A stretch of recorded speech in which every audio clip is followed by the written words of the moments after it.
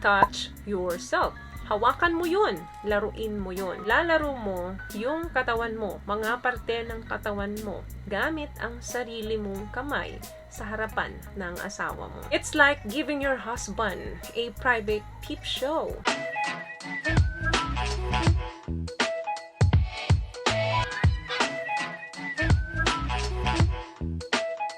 Hi guys! Welcome back to our channel. Kamusta po kayong lahat? Sana ay nasa mabuti po kayo. At sa mga hindi po nakakakilala sa akin, my name is Cheryl Ting. At kung bago pa lang po kayo sa channel na to, pwede po bang makahingi ng isang favor to please consider to subscribe dito po sa ating channel. And also, huwag niyo na rin po sanang kalimutan i-click ang ating notification bell para in case may mga bago po tayong video na in-upload ay mabigyan po kaagad kayo ng notification.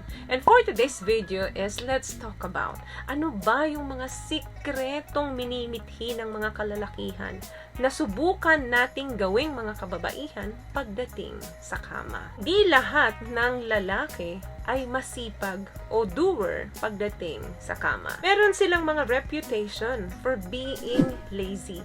Ano nga ba yung makakapagpa-impress sa kanila kapag ganito yung situation? Ang mga kalalakihan ay simpleng creatures na basically gusto rin nilang ma-impress sila ng kanilang mga asawa. Gusto rin nila na ang mga kababaihan ay magpakitang gilas din. Now, kung isa kang babae na nanonood ng videong ito at gusto mo siyang bigyan ng something special, pwede mong gawin ito sa kanya. Do it with the lights on. Tayong mga kababaihan, kika sa atin na mahiyain.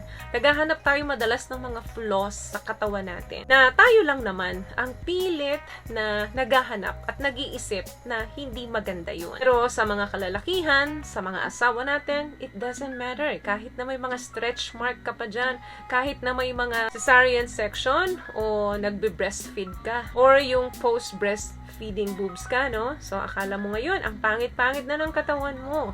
Pero alam nyo, girls, ang mga asawa natin, ang mga partner natin, they don't care. Kala kasi natin, pag nakita yon ng mga partner natin, ay hindi na tayo ka-attract sa kanila. Kaya gusto mo, laging patay ang ilaw. Higing aware lang naman talaga sila dyan dahil masyado kang preoccupied na tabunan yung mga flaws na sa tingin mong flaws. Ang mga kalalakihan ay very visual. Pero ang mas importante sa kanila is makita nila the way you move at bukas ang ilaw. So sometimes, allow him see all of you with lights on. Number 2, touch yourself.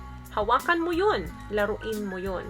Oo, akala natin nakaka-embarrass yun para sa mga partner natin. But, eto yung girls. Ang mga babaeng confident sa kanilang sarili na alam nila paano maging connected doon sa sexuality nila ay malaking turn on yan sa mga kalalakihan. It's like giving your husband a private peep show at hinahayaan mong makita niya kung gaano yung saya sa mukha mo habang ginagawa mo yun. At meron kang better understanding of exactly how you like to be touched. So, very turn on ang mga kalalakihan dyan. In short, nilalaro mo yung katawan mo, mga parte ng katawan mo, gamit ang sarili mong kamay sa harapan ng asawa mo. Pangatlo, use your mouth. Ito, wala na tayong arguments dito or discussion.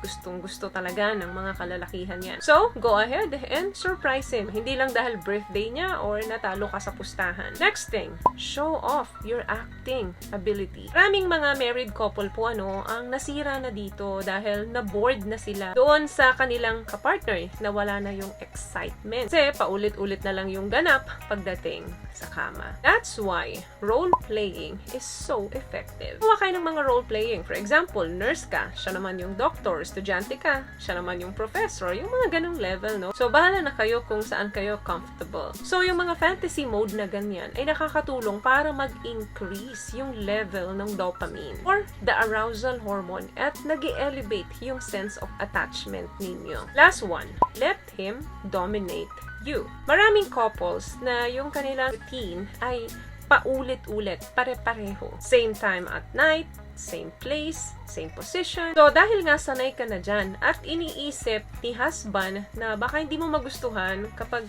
nagpalit siya ng position, ng place, ng oras, so ginagawa niyo na lang paulit-ulit yun. Ito ng mga kalalakihan na meron silang power na i-switch up yung pattern. And take total control.